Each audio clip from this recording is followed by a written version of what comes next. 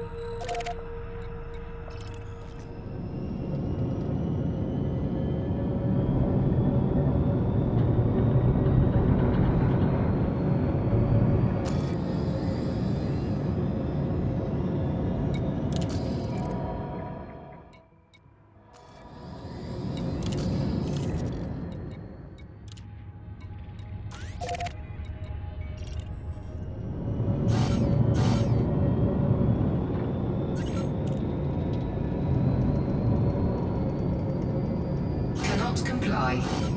Cannot comply. Cannot comply. Cannot comply.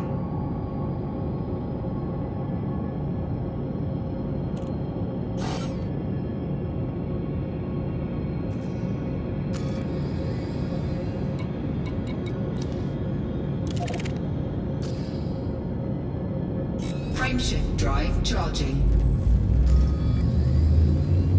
4, 3, 2, 1. Engage.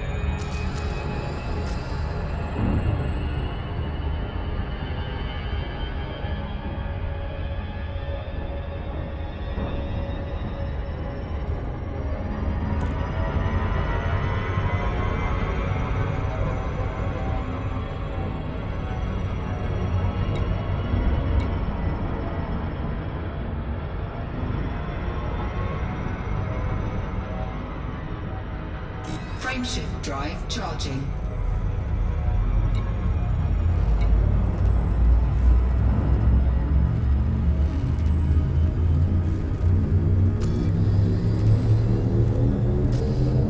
4, 3, 2, 1. Engage.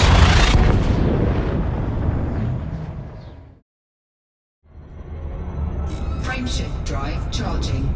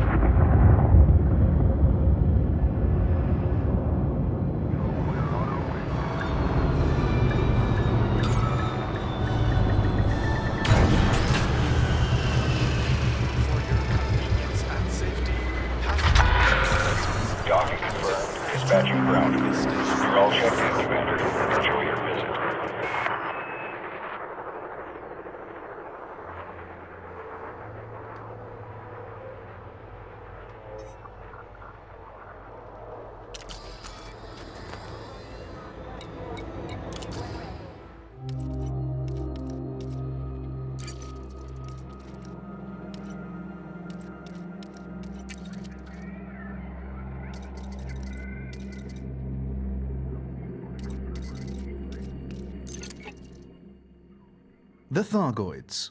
Human-Thargoid contact. The Thargoids are a non-human race with a history of hostility towards humanity. The first recorded encounter with a Thargoid ship took place in 2849, although earlier undocumented encounters are believed to have taken place. In the years that followed, contact with lone Thargoid vessels was intermittently reported. Humanity clashed with the Thargoids in the 32nd century, but details of the conflict remained scarce for many years, and it proved difficult to differentiate authentic accounts of Thargoid encounters from the sensationalist media stories of the time. The discovery of abandoned intergalactic naval reserve arm bases in 3303 did much to dispel the fog, however. The INRA, a joint federal imperial initiative established in 3193, was responsible for researching the Thargoids and developing technologies to counter their aggression. But the organization's lack of accountability meant that the details of its research did not come to light until years after its dissolution. Almost all of the reliable data concerning the Thargoids has been sourced from INRA facilities.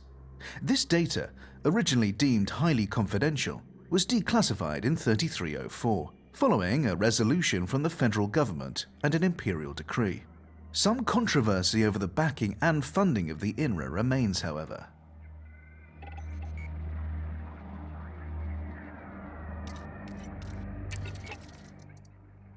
The Thargoids. Society. The INRA discovered that Thargoid society is organized into hives, with most Thargoids falling into three categories: queens, princesses, and drones. Queens function as reproducers, while drones serve to maintain a favorable environment for the rest of the hive. Thargoid hives can be vast, although it may be that some of the larger observed groups are in fact multiple, overlapping hives. Ultimately, little is known for sure. The average Thargoid queen is at least as intelligent as a human being, while the typical drone possesses a more rudimentary level of intelligence. Existing evidence suggests that queens have extremely long lifespans, living for hundreds or even thousands of years. The variable size of queens' neurocraniums suggests this might be an indicator of age. Little is known about the precise nature of Thargoid reproduction, but it is likely that queens can reproduce both sexually, with other queens, and asexually. It is thought that the latter method produces drones, while the former produces a new queen. Analysis of Thargoid specimens led some INRA researchers to believe that a new queen, or princess, becomes a full queen only once it has produced drones of its own. Significantly, queens are believed to be single-sex. The Thargoids' ability to reproduce asexually means that their populations can expand incredibly quickly, but it is thought that they deliberately restrict the size of the populace so as to not to deplete all available resources. There is evidence to suggest that this is sometimes achieved by culling older drones. INRA testing indicated that queens perceive drones as entirely expendable, presumably due to the ease with which they can be replaced. Indeed, a Thargoid queen appears to give no more thought to the loss of a drone than a human would an eyelash.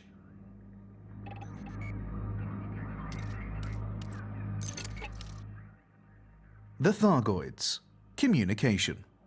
The belief that Thargoids were capable of some form of extrasensory communication was often cited in the early years of human-Thargoid interaction, but prior to the discovery of INRA records, it was not fully understood.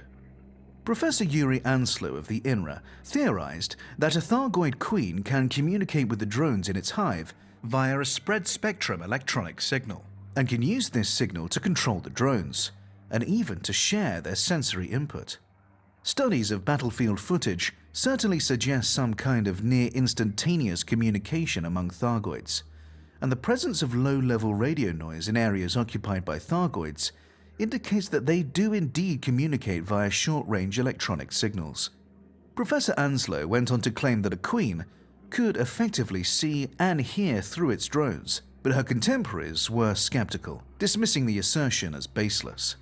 Professor Ishmael Palin, one of the galaxy's foremost experts on the Thargoids, has even gone so far as to denounce Anslow as a glory hound. Thargoids have been known to make staccato clicking noises with their mouthparts when in the presence of humans, punctuated with occasional hisses and buzzes. They've also been observed directing such noises at one another, albeit much less frequently. Professor Albert Tesreau, a founding member of the Joint Superpower Initiative, AEGIS, and a specialist in interspecies communication, has studied INRA audio logs and suggested that the sounds probably represent some kind of language due to the repetition of certain sound combinations. It is unclear why the Thargoids would sometimes choose to communicate with each other vocally, given their capacity for extrasensory communication. Professor Anslow suggested that the sounds could be designed to intimidate enemies or opponents, noting that Thargoids often produce them prior to combat. Thargoid ships have been observed emitting a complex array of sounds, and in some cases subtly changing color. The exact meaning of these behaviors has not been determined, but they appear to correspond to different emotional states. What is not known is if these sounds are produced by the pilot and amplified by the ship, or emitted by the ship itself. If the sounds originate with the pilot, it would suggest some kind of physiological connection between pilot and vessel. Given the sophistication of Thargoid bioengineering, however, it is possible that the sounds come from the ship itself, and that Thargoid ships are able to feel and communicate to a limited degree. The hulls of Thargoid ships are typically emblazoned with one of several symbols, the meaning of which is unknown. Some have theorized that they could denote membership of a particular familial group, or possibly be an indicator of rank.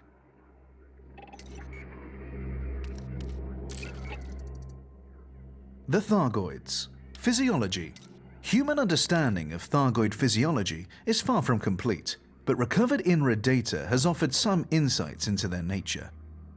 INRA records describe the average Thargoid as physically larger than a human being, and generally insectoid in appearance. Thargoid biology is carbon-based, using an RNA-like encoding for biological information, but Thargoid chemistry is based on ammonia rather than water. Consequently, while Thargoids can comfortably tolerate environments as cold as -80 degrees Celsius, they cannot withstand environments warmer than 45 degrees Celsius for long. According to notes compiled by Dr. Peregrine Hennig, an INRA researcher, Thargoids can survive for a significant time in the vacuum of space without apparent discomfort, and can tolerate radiation and extreme cold for far longer than a human.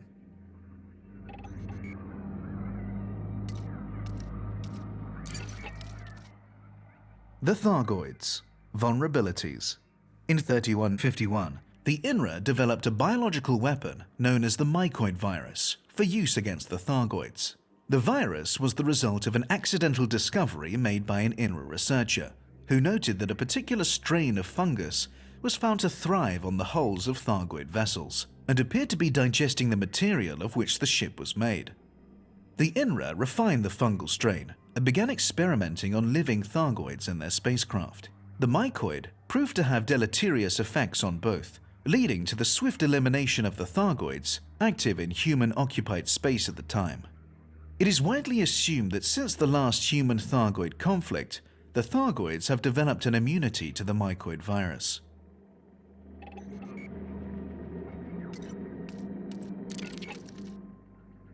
The Thargoids. Starships. In terms of structure and function, Thargoid vessels are radically different from anything produced by humanity, and are able to navigate hyperspace in ways that are not fully understood. They are also at least partly organic, meaning that they can self-repair or heal over time. Ship function in general, and this restorative ability in particular, have been shown to be dependent upon the so-called Thargoid heart, a biomechanical organ found in varying quantities in different Thargoid ships. These hearts often survive the destruction of the ship, enabling them to be salvaged, although they can also be targeted and damaged with appropriate weaponry. They are highly corrosive, however, and require special containers for safe transport. Thargoid vessels that have sustained combat damage exhibit scar-like patterns. Given that Thargoid technology is sophisticated enough for such damage to be repaired, it follows that the Thargoids might deliberately choose to preserve these scars. INRA logs document an encounter with a Thargoid mothership many times larger than other Thargoid craft, against which the mycoid virus was successfully deployed, although no such vessels have been reported in recent times.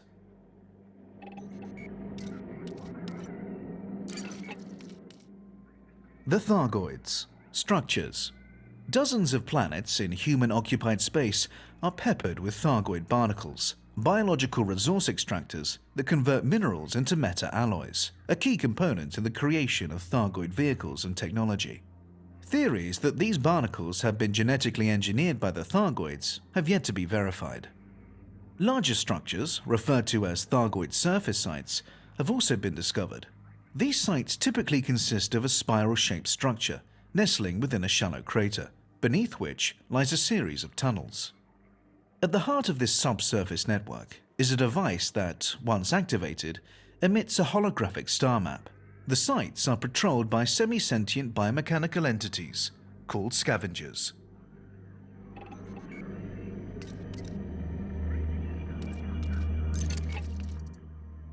The Thargoids. Agenda. Thargoids do not attack indiscriminately, and their choice of target shows them to be highly intelligent. They have also conducted targeted strikes on Aegis facilities and attacked pilots carrying Thargoid items in their cargo holds, indicating that they know they are being studied and want to halt the process. But despite their evident intelligence, they appear to be completely uninterested in meaningful communication. The engineer Ram-Tar, who has extensively researched the Guardians and their war with the Thargoids, holds the view that Thargoid aggression is a product of territorialism. They seed an area with barnacles, thus laying claim to it, and return, sometimes many centuries later, to harvest the extracted resources. Any life form advanced enough to compete with them for the territory is treated as an enemy and summarily attacked. Professor Palin concurs with this view, adding that the Thargoids are apparently so determined to eliminate any threats to their long-term survival, they will not tolerate any advanced species in close proximity.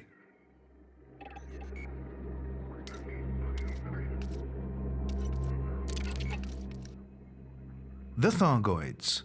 War with the Guardians. Archaeological records have revealed that the extinct, non-human civilization known as the Guardians experienced conflict with the Thargoids many thousands of years ago. Logs recovered from Guardian sites indicate that the Thargoids were the aggressor in this conflict. Having seeded Guardian space with biomechanical constructs used for resource extraction long before the emergence of the Guardian civilization, the Thargoids apparently believed they were entitled to uncontested dominion of the territory. The Guardians attempted to communicate with the Thargoids and reach a compromise, but without success. Over the course of the conflict, the Guardians developed new technologies to give them an advantage against the Thargoids. These technologies were apparently successful, forcing the Thargoids to abandon their offensive.